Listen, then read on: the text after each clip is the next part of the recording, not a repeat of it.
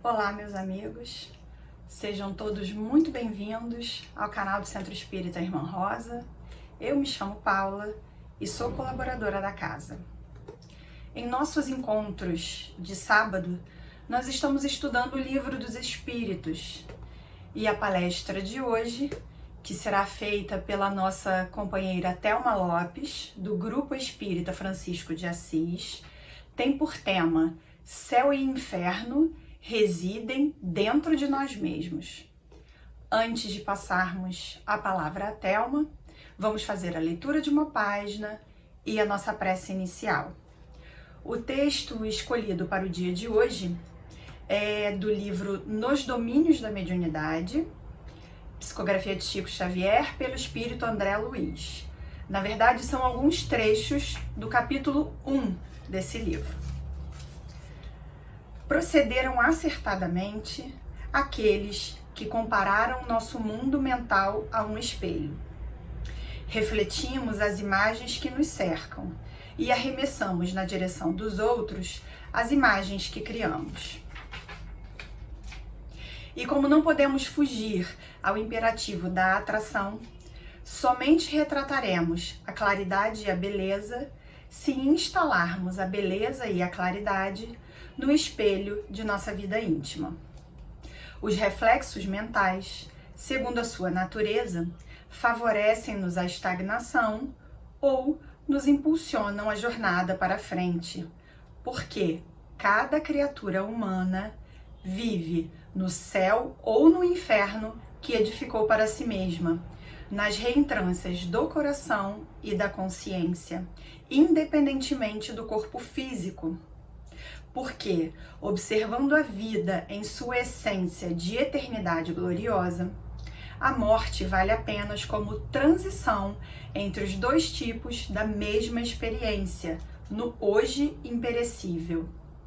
Missões santificantes e guerras destruidoras, tarefas nobres e obsessões pérfidas guardam origem nos reflexos da mente individual ou coletiva, combinados com as forças sublimadas ou degradantes dos pensamentos de que se nutrem. Saibamos, assim, cultivar a educação, aprimorando-nos a cada dia. Vamos orar. Senhor Jesus, Mestre amado de nossos corações, queremos agradecer por mais esta abençoada oportunidade de aqui podermos nos reunir para estudar o Teu Evangelho à luz da doutrina dos Espíritos. Que os bons Espíritos da Casa da Irmã Rosa possam chegar nesse instante a todos os lares aqui representados, tocando todos os corações. Que cada um de nós possa fazer a sua parte, contribuir para uma boa psicosfera em nosso lar, emanando nossos melhores sentimentos, nossos pensamentos mais elevados e nossas mais nobres intenções, para que assim possamos entrar em sintonia com esses bondosos amigos. Rogamos ainda, Senhor, que permaneça conosco, nos nutrindo com o seu amor, a sua luz e a sua paz, hoje e sempre. Que assim possa ser, graças a Deus. Vamos agora ouvir a nossa amiga Thelma. Olá, meus irmãos, é com alegria que mais uma vez é que nos encontramos nessa casa tão querida ao nosso coração, desta feita para compartilharmos algumas reflexões acerca do tema O céu e o inferno residem dentro de nós. E fomos perceber que essa frase ela está contida no capítulo 1 da obra Obreiros de Vida Eterna, que se intitula Convite ao Bem, e quem a proferiu foi o personagem Albano Metelo, quando, reunido que estava com irmãos que participariam de uma caravana socorrista, passou a partilhar com eles as suas experiências, narrando-lhes as conquistas que já houvera feito, mas ao mesmo tempo também falando para eles que não tinha condições de ascender a planos maiores, sabendo que os seus irmãos de retaguarda permaneceriam ali em sofrimento e que quando necessitariam tanto de auxílio ainda. Então, em determinado momento dessa fala tão fraterna, esse personagem diz àqueles que o ouviam essa frase: o céu e o inferno residem dentro de nós.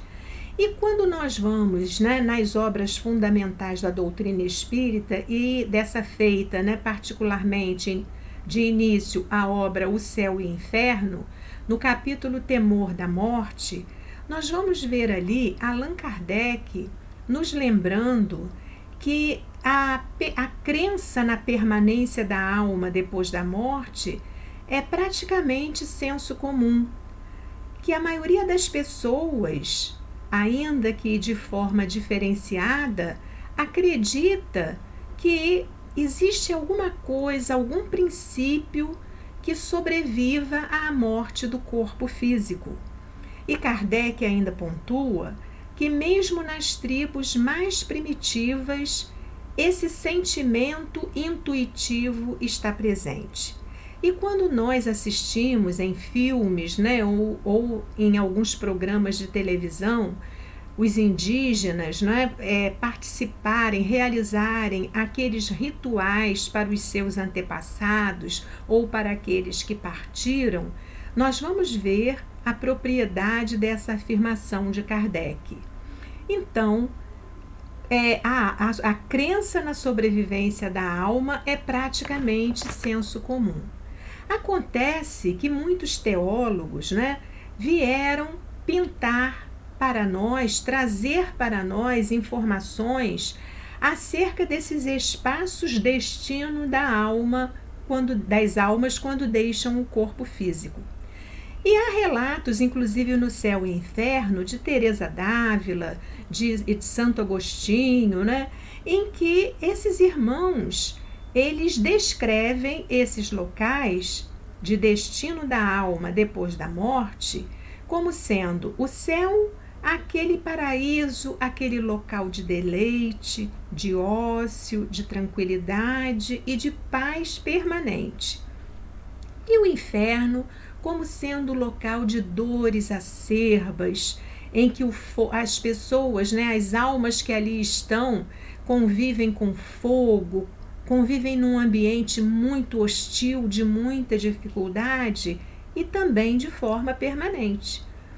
E o que passou a acontecer à medida em que os homens foram se desenvolvendo intelectualmente?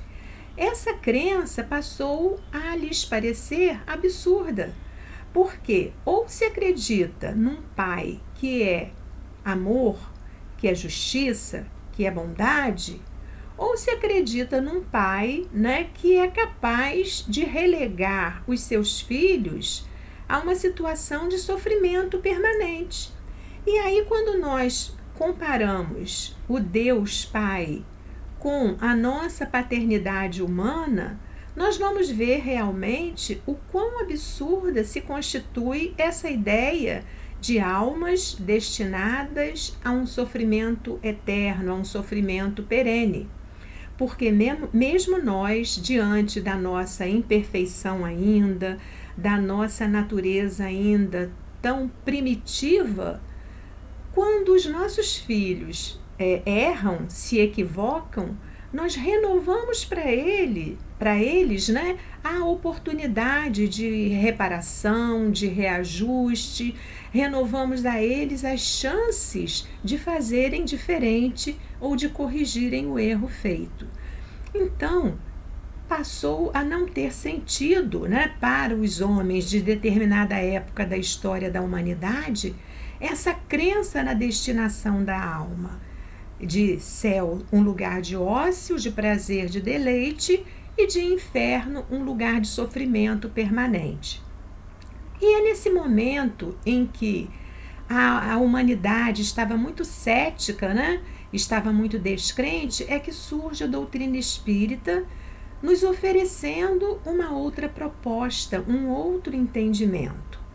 Mas é curioso que ainda hoje, nós espíritas também, apesar de toda a compreensão que temos acerca do destino da alma depois da morte, muitos de nós ainda tememos esse momento. Esse momento ainda é assustador para muitos de nós. Assim como, curiosamente, também é assustador para muitos ainda a possibilidade de ver um espírito. E isso aí, a gente nos ambientes mais descontraídos, dos grupos de estudo, a gente até costuma brincar, fazer troça com isso, porque muitos dos que estamos ali falando, acerca das várias formas de mediunidade, dessa possibilidade de intercomunicação entre mortos e vivos, falando que eles estão ao nosso lado, muitos ainda, relatamos o medo de ver espírito. E assim também o medo da morte. E será que as razões não são as mesmas? Será que nós, como espíritas, também não criamos no nosso imaginário o nosso céu e o nosso inferno? E a gente observa isso porque algumas obras mediúnicas trouxeram para nós relatos de destinos da alma, ainda que transitórios, é bem verdade, mas de muito sofrimento e outros de paz, de benesse, de tranquilidade. E aí nós, de certa forma, a partir do relato, que na verdade se constitui na visão do espírito que o trouxe, nós, de certa forma, passamos a construir no nosso imaginário também uma ideia, de céu e de inferno, embora nomeada de outra forma, embora atribuindo a esses locais outros nomes. E por que então que nós tememos, passamos a temer, E isso eu ouvia até da minha mãe, que já desencarnou, eu tenho muito medo de ir para tal local assim. Então, na medida em que nós ganhamos consciência das nossas dificuldades, ganhamos consciência de que ainda nos faltam muitas virtudes, passamos, a de forma muito equivocada, achar que também nós vamos viver as experiências dolorosas relatadas em muitas obras. E nós sabemos que todos indistintamente somos assistidos, que nenhum de nós ficamos ao desamparo. E é necessário, portanto, meus irmãos, que nós busquemos o que está contido nas obras fundamentais da doutrina espírita para nos esclarecermos acerca dessa questão, destino da alma depois da morte. E recorremos inicialmente ao livro Céu e Inferno, no capítulo que se intitula O Céu, quando Kardec diz assim: existem, portanto, dois mundos, o corporal, composto de espíritos encarnados, e o espiritual, formado dos espíritos desencarnados. Os seres do mundo corporal, devido mesmo à materialidade do seu envoltório, estão ligados à Terra ou a qualquer globo.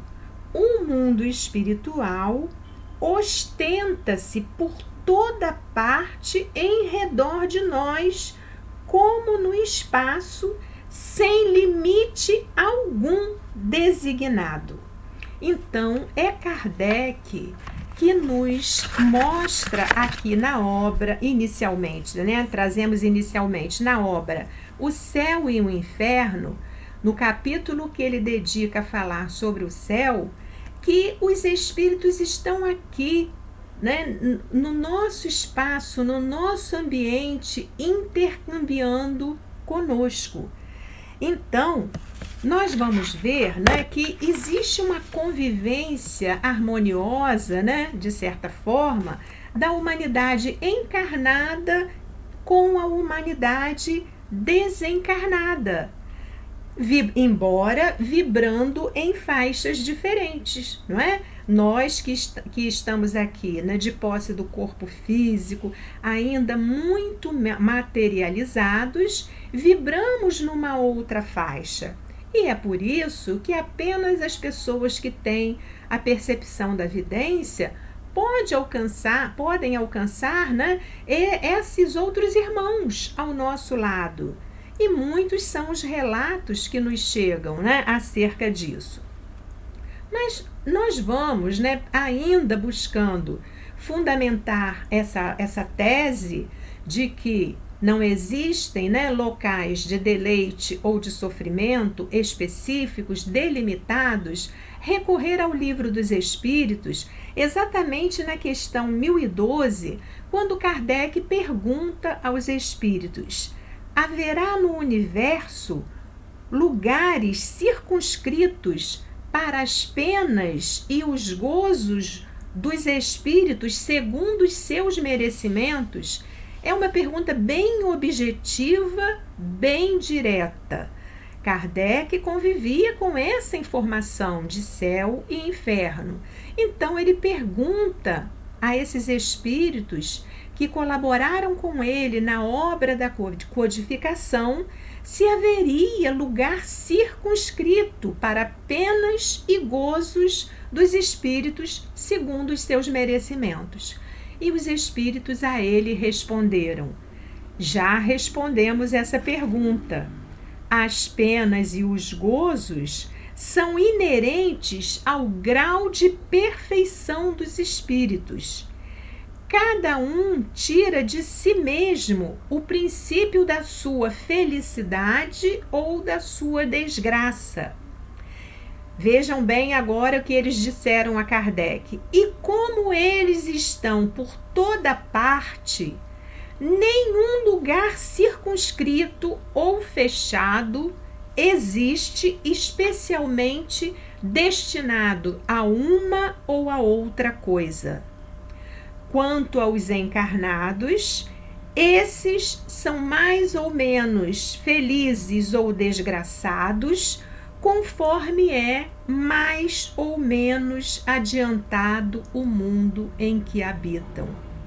Então, meus irmãos, os espíritos, né, foram de uma objetividade sem limite, quando afirmam a Kardec que não há local circunscrito nem de deleite, nem de infelicidade no mundo espiritual, não é? Os espíritos estão por toda parte. Então, dependendo da forma, né, como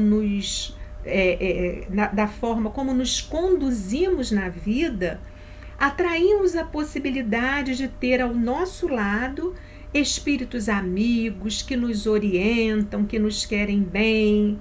Mas se procuramos viver de uma forma desequilibrada ainda, se não cuidamos das nossas palavras, dos nossos pensamentos, a sintonia que fazemos é com esses irmãos que ainda se encontram em dor, em sofrimento e que, via de regra, muitas vezes passam a nos atrapalhar, né? Passam a nos causar algum incômodo, algum desconforto.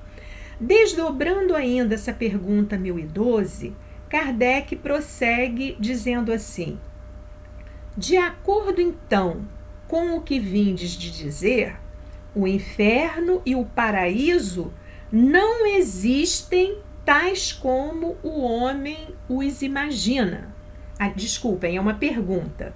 De acordo então com o que vindes de dizer, o inferno e o paraíso não existem tais como os homens, tais como o homem os imagina?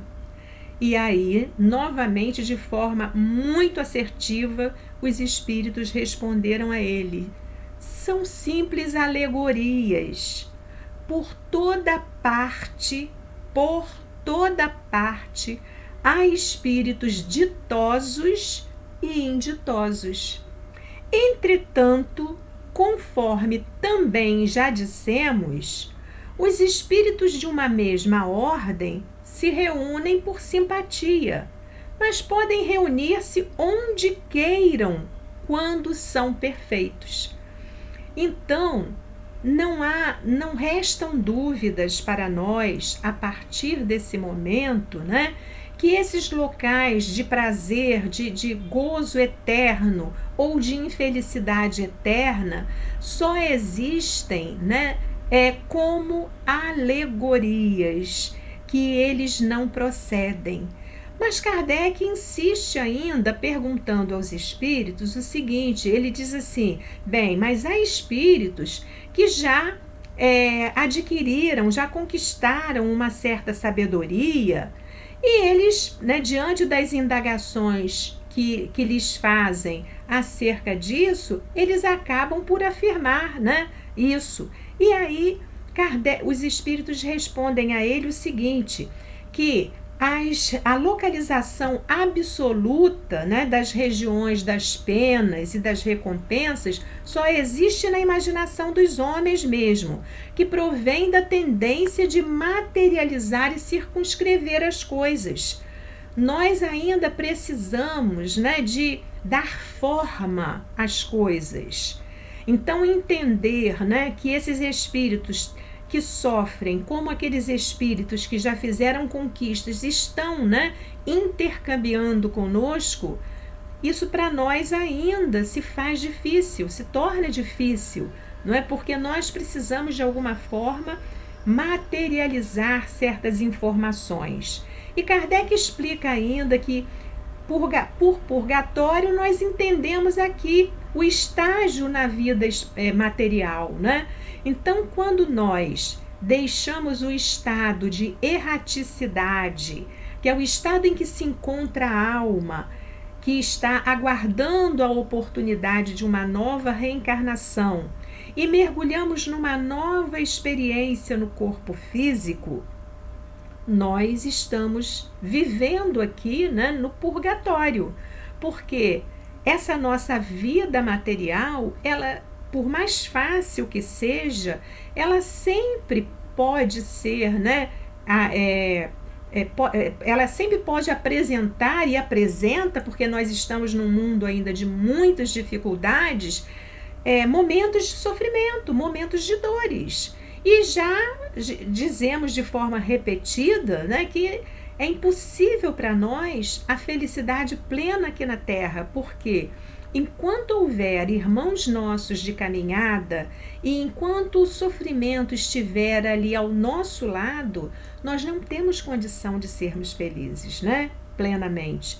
Basta sair aqui pelas ruas, sairmos pelas ruas da nossa cidade, que nós vamos ver compungidos, né, a pobreza, a miséria, a necessidade, o sofrimento de muitos nossos irmãos. Como é que nós vamos, né, viver felizes, essa felicidade plena com que sonhamos, se ao nosso lado ainda há tanta dificuldade, há tanta miséria, tanta tristeza?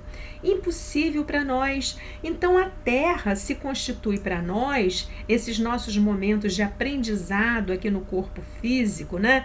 Esses nossos momentos benditos que precisamos valorizá-los, se constitui para nós o verdadeiro purgatório. É aqui que nós vamos nos despindo desse passado de dificuldades que todos trazemos ainda, que nós vamos purgando mesmo, né? Expiando as nossas dificuldades.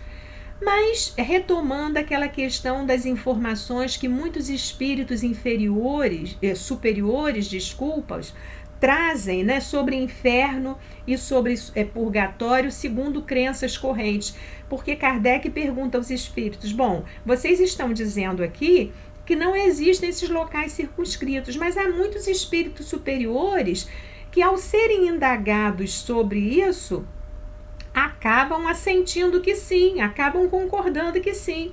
E aí os espíritos responderam a Kardec que essas respostas, muitas vezes, elas se dão para não chocar aquele que está perguntando. Muitas vezes são crenças tão arraigadas que esses espíritos que já se adiantaram mais, né, que já têm a sensibilidade acerca das dificuldades, né, da natureza humana, acabam por não falar plenamente, por não desconstruir de pronto as crenças, né, daquele que lhes está indagando, que lhes está perguntando sobre aquele tema. Acabam contemporizando, não falando tudo. E nós vamos ver que Jesus também usou desse mesmo tato, dessa mesma sensibilidade, né, para falar conosco. Ele sabia que não estávamos ainda preparados para receber todas as informações, que não teríamos capacidade de compreender. Então, ele trouxe para nós, né, ele nos falou daquilo que já estávamos pronto, daquilo que o nosso progresso nos permitia compreender, né? E aí nós vamos ver também, meus irmãos, que quando, né, os espíritos são inferiores, né, e ainda não estão completamente desmaterializados, eles conservam parte das suas ideias terrenas. E aí, nesse ponto, nós retomamos a questão dos relatos, das construções feitas em algumas obras mediúnicas, né? Muitas obras não foram ditadas aos médios por espíritos que já fizeram todas as conquistas. Então, eles relatam, se são espíritos ainda, né, com ligações bastante grandes com a matéria, se são espíritos ainda que não conquistaram toda a sabedoria, eles vão relatar aquilo que o seu entendimento naquele momento, né, é capaz de compreender, né, aquilo que compreendem naquele momento acerca daquela questão. E aí os espíritos ainda perguntam a Kardec essa questão de, mas tem gente que diz que habita o quarto, quinto céu, né? E aí os espíritos informam, vêm nos informar, né, que à medida em que vamos fazendo progressos, nós vamos, né, conquistando esse estágio maior de felicidade. Então, a felicidade possível a um homem, né, ao homem aqui na Terra, num planeta de provas e expiações, não é a mesma felicidade possível, né, àqueles que já habitam mundos superiores. E aqueles, né, que habitam já as moradas celestes, certamente têm um conceito de felicidade muito mais amplo do que aqueles que habitam os mundos de regeneração, os mundos intermediários. Então, estar no quarto, no quinto, né, no sétimo céu, como uma expressão muito corrente, significa estar vivendo esse estágio de felicidade mais ampliada, né? Fruto das conquistas intelectuais e morais que vamos fazer ou que já fizeram muitos de nós. Então, é tarefa, né, da doutrina espírita nos esclarecer acerca desse tema, até para que possamos cuidar mais do nosso presente. Porque sabemos que o nosso futuro é consequência do nosso presente. Então, cabe aqui a questão: o que estamos fazendo do nosso hoje, do nosso agora, né? Essa questão, né, essa visão, né, que a doutrina espírita nos traz acerca da destinação da alma, da condição em que ela vai viver, né, intimamente relacionada às suas conquistas, né, na vida material, isso é assustador, mas é alentador também. Isso é muito alentador, né? Quando nós vamos ao céu e o inferno, por exemplo, né, nós vamos ver os relatos, né, de espíritos em diferentes condições.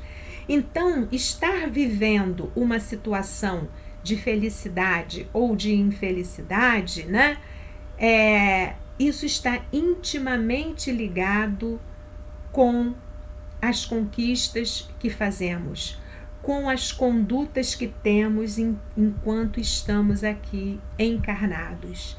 E há pessoas, né? Muitos de nós nos inserimos até nesse contexto. Muitos de nós, por exemplo, em momentos de desequilíbrio, vivemos o inferno aqui. Vivemos o inferno aqui, né? Quantos lares existem em que o antagonismo, né, é tão grande e a dificuldade de convivência é tanta que aquele espaço que poderia ser um espaço de fraternidade, de amor, de companheirismo e de conquistas coletivas se torna, né, um inferno aqui no mundo material. Então a situação de inferno ou de céu pode ser experimentada por todos nós enquanto estamos aqui vivendo as experiências do corpo físico. Dependendo da escala de valores que temos, né, de onde colocamos o nosso tesouro, nós vamos estar vivendo no céu ou no inferno, não é? Está lá, onde está o teu tesouro, está o seu coração. Se o nosso tesouro, por exemplo, está ainda unicamente, né, na busca das conquistas materiais, do acúmulo de bens, né, do apego aos bens materiais, no momento em que esses bens se encontram ameaçados, em que a nossa situação financeira se encontra ameaçada, em que vivemos as dificuldades próprias, né, de quem não tem já, né, a possibilidade de um conforto material, nós vamos estar vivendo no inferno. Agora, quantas pessoas, né, vivem no céu apesar das dificuldades financeiras? Quantas vivem a experiência do céu apesar da paralisia que as aprisiona a um leito de dor, né? Quantas pessoas vivem no céu apesar de quaisquer dificuldades, né? E são muitos os relatos, né, de irmãos que dão testemunhos grandiosos dessa paz íntima, que é o que todos nós desejamos, que é, na verdade, estar no céu, né? Quantas pessoas em situações de dores absurdas que a gente não imagina como suportam, apesar de tudo isso, vivem no céu. E outras que fazem da própria vida um inferno por pequenos nadas, por pequenas dificuldades. E a mensagem de Jesus chegou para nós, né, nos oferecendo o reino dos céus. Quantas passagens em quantas passagens Jesus nos traz esse convite, né? Quando ele diz o reino dos céus é para aquele, né? É mais fácil passar um camelo pelo fundo de uma agulha do que um rico entrar no reino dos céus. Quantas parábolas, né? Em quantas parábolas Jesus nos apresenta esse convite para o reino dos céus, mostrando que o acesso a esse reino, ou seja, a esse estado de paz, de felicidade, né, depende das escolhas que nós fazemos na nossa vida, na presente reencarnação. Depende daquilo que elegemos como valor no momento em que temos oportunidade de aqui estarmos vivendo as experiências da matéria, mergulhados aqui nessa terra purgatório que nos traz infinitas possibilidades de reajuste e de reparação. E aí nós nos deleitamos com a narrativa da Condessa Paula, lá no livro Céu e Inferno, quando ela nos narra, né, toda a maravilha que vive, né, pelas conquistas que fez, toda a situação de felicidade, de beleza que ela experimenta por estar, por ter feito aqui na Terra, ter aproveitado a oportunidade reencarnatória para fazer o bem, para espalhar somente o bem, né? E aí o prêmio é essa situação de paz, é esse espaço de felicidade, né, verdadeira que ela experimenta. Em compensação, um outro espírito, né, chamado, e são muitos os relatos, né, mas chamado Auguste Michel, também, né, ali no rol dos espíritos sofredores, vem nos narrar as dificuldades enormes porque passa por ter vivido apenas em função da matéria, dos gozos de natureza material, por ter se deixado iludir a esse ponto. E aí experimenta uma situação de dificuldade tal que pede, implora àqueles espíritos que o ouvem ali, que profiram uma prece para ele ali à beira do seu túmulo, e ele reitera esse pedido com muito afinco, até que resolvem atender o seu pedido e ir à beira do seu túmulo para orarem ali. E aí Kardec narra para a gente que se fez necessário até estarem ali, porque para que os laços magnéticos, né, que prendiam aquele espírito, aqueles despojos ali, já em decomposição, né, fossem desfeitos, foi importante realmente que a prece fosse feita ali, para que o magnetismo atuasse de forma mais adequada, libertando aquele irmão daquele estado de sofrimento, daquele inferno em que ele se encontrava. Então, meus amigos, meus irmãos, o céu e o inferno residem dentro de nós e eles são fruto das escolhas, a cada um segundo suas obras, disse-nos o Mestre Jesus.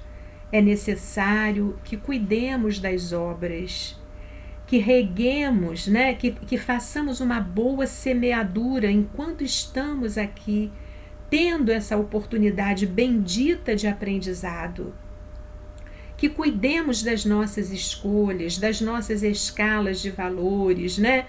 Para que venhamos a experimentar esse céu ou esse inferno, essa felicidade possível aqui nesse planeta, ainda de tantas dificuldades, né? Porque Kardec pergunta lá aos espíritos, na questão 922 de O Livro dos Espíritos, qual seria, né, para quem está encarnado aqui, a condição de felicidade possível, né? Qual seria, como se poderia definir a felicidade possível para nós que habitamos ainda um mundo com tantas dificuldades? E os espíritos a ele responderam a paz da consciência e a posse do necessário. Então que possamos agradecer a essa doutrina, né? Que nos descortina tanta coisa, que nos traz uma visão de mundo tão diferente e, sobretudo, que nos apresenta esse Deus Pai de amor, de bondade, esse Mestre Jesus que não vai perder nenhuma ovelha do seu rebanho, com toda certeza, e que nós possamos valorizar, né, essa compreensão que temos a cada dia, qualificando mais as nossas ações para vivermos o céu que todos desejamos. Muita paz para todos. Amigos, dando graças ao nosso Pai, entrando em comunhão com os benfeitores da casa da Irmã Rosa, aqui presentes, vamos agradecer pela oportunidade da reencarnação neste planeta, onde nos é proporcionado a todo instante aprendizados, ensinamentos que contribuem para nosso amadurecimento espiritual.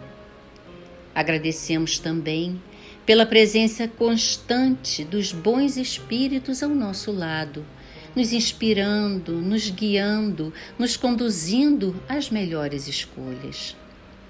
Pai amado, que possamos ser úteis, sermos instrumentos de Tua paz, levando acalento aos irmãos sofredores, palavras de conforto aos infelizes, acolhendo em nossos corações irmãos desamparados, conduzindo a paz aos ambientes violentos e a luz onde só há escuridão. Que seu amor, Pai, continue sendo cultivado diariamente dentro de nós, fortalecendo a todos que nos cercam. Que a sua luz se faça presente nos corações dos seus filhos. Que a dor seja amenizada com seu bálsamo sagrado. E, Pai, rogamos pela sua misericórdia à humanidade, que ora passa por tantas dificuldades e sofrimentos. Que nossos irmãos que nos deixaram, Pai, sejam acolhidos e conduzidos pela pleiade de espíritos de luz. E que seu amor irradie fluidos benfazejos em nossas águas. Gratidão, Pai, é a palavra. Muita paz a todos.